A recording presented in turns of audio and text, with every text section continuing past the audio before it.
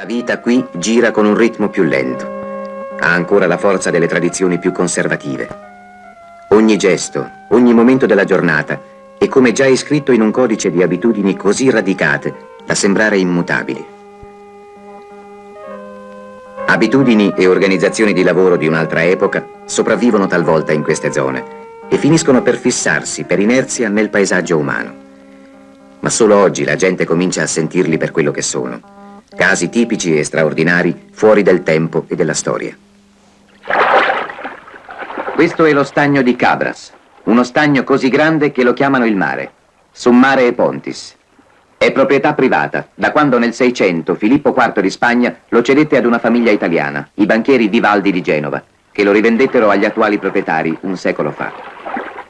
I nostri progenitori sono entrati in possesso dello stagno in base a un atto pubblico di compravendita stipulato liberamente fra privati cittadini davanti al notaio Picconi di Genova nel 1853. In questo atto pubblico il nostro progenitore, che era un certo Salvatore Carca, ha acquistato lo stagno di Cabras e lo stagno di Santa Giusta da questi eredi Vivaldi per la somma di 1.225.000 lire. Che portate alle cifre dolci sarebbe? Penso che si aggiri sui 5 miliardi. Tutti quelli che lavorano nello stagno debbono accettare un complesso codice di disposizioni e sono inquadrati in speciali gruppi di pesca, detti colleghe, e distinti in categorie ben precise, a seconda del tipo di barca e degli strumenti che sono autorizzati ad usare. Questi si chiamano bogheris e possono pescare solo con piccole chiatte di legno e reti da posta.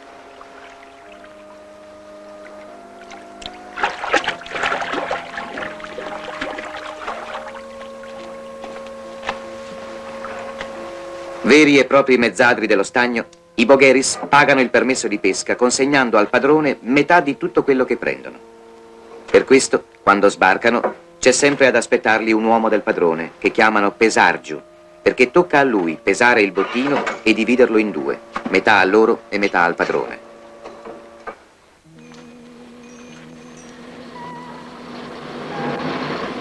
Cabras, un paese a pochi chilometri da Oristano. 2000 case costruite con mattoni di paglia e fango, di cui 800 senza acqua corrente. 6.000 abitanti, dei quali più di un terzo analfabeti. Un paese che vive quasi esclusivamente della ricchezza dello stagno e dove un tempo il padrone era veramente padrone di tutto. Quello che diceva il padrone non si discuteva, era così e basta. Era come i tempi quando scendevano i turchi qui. Scendevano una donna, se la prendevano per conto loro.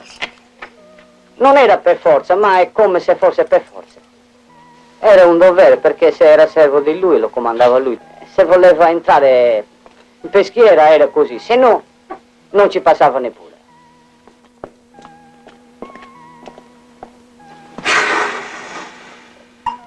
Tutta la vita del paese ruota attorno allo stagno e a chi vi lavora.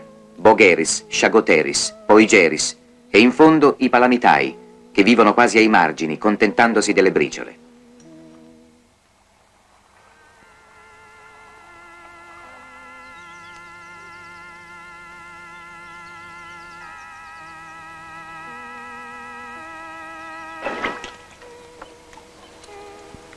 Fra tutti i pescatori, i palamitai occupano il gradino più basso.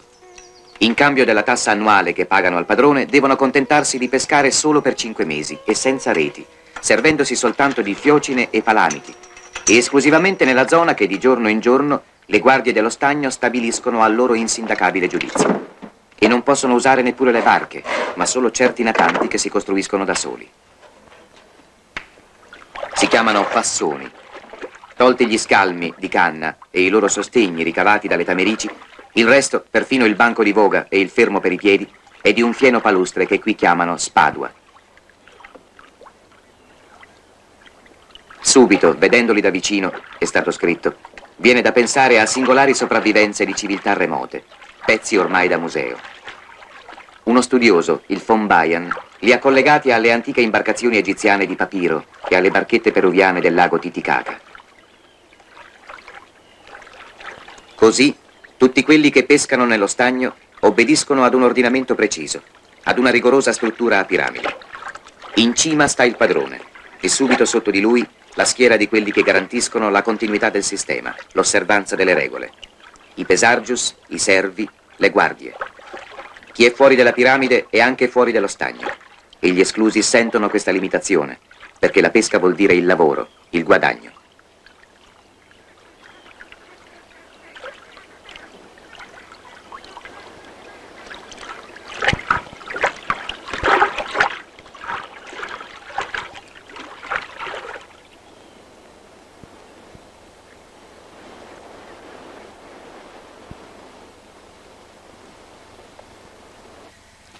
Ma la vera pesca, quella che attua uno sfruttamento razionale della ricchezza dello stagno, si pratica nelle peschiere.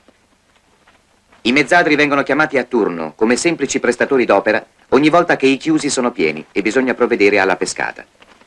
Ma il bottino delle peschiere è tutto per i padroni.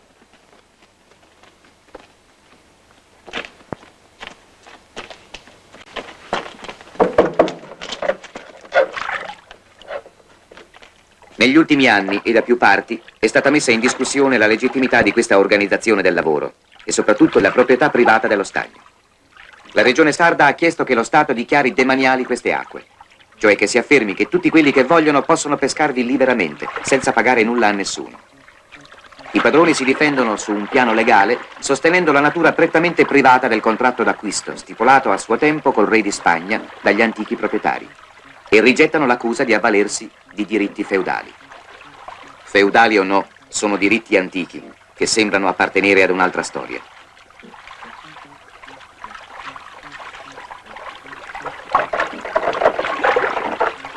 Qui si lavora veramente sotto gli occhi del padrone.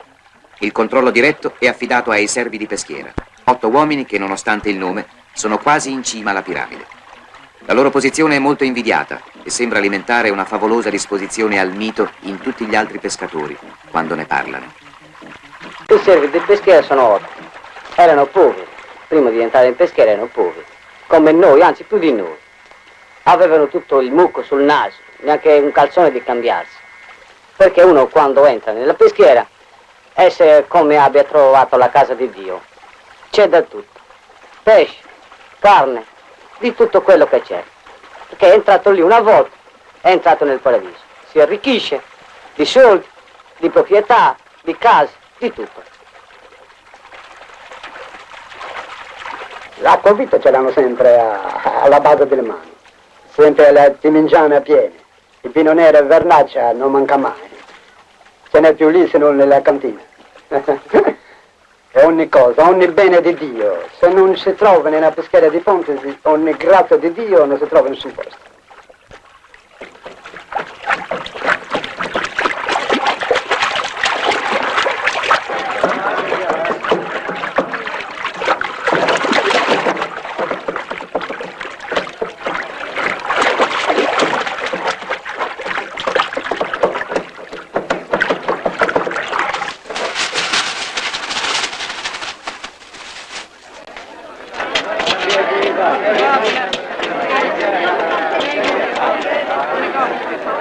Da queste peschiere si approvvigionano tutti i mercati dell'isola, dalle città più importanti ai piccoli centri dell'interno.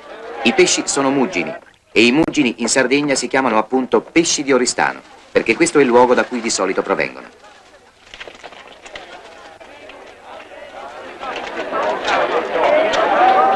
La ricchezza di queste peschiere è quasi proverbiale. Sembra che essa possa dare tutto quello che si chiede, soddisfare tutte le esigenze del mercato, senza esaurirsi mai. Nel secolo scorso, del resto, esse erano conosciute come le più abbondanti e le più ricche di tutta l'Europa.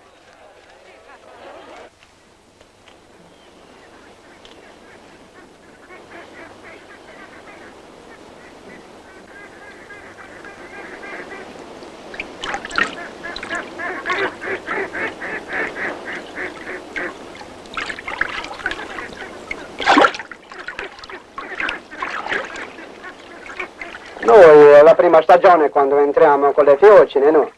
Siamo tutti insieme, siamo delle volte 30-40 pescatori, ognuno ha la sua barchetta di fieno, ognuno ha la sua barchetta. E abbiamo ognuno i suoi attrezzi, le fiocine grosse, ce ne abbiamo fine, per anguille, per tutto. E andiamo a cercare dei pesci, no? Nello stagno c'è l'erba, no? Il pesce si nasconde sotto l'erba, il pesce. Siamo sempre all'incerta però, sempre all'incerta. Il pesce è sotto l'acqua, non li vediamo. Ma quando si mette sotto la fiocina noi tiriamo su, quando ce n'è, quando non ce n'è, e che cosa peschiamo? Peschiamo l'acqua soltanto, l'altro non peschiamo.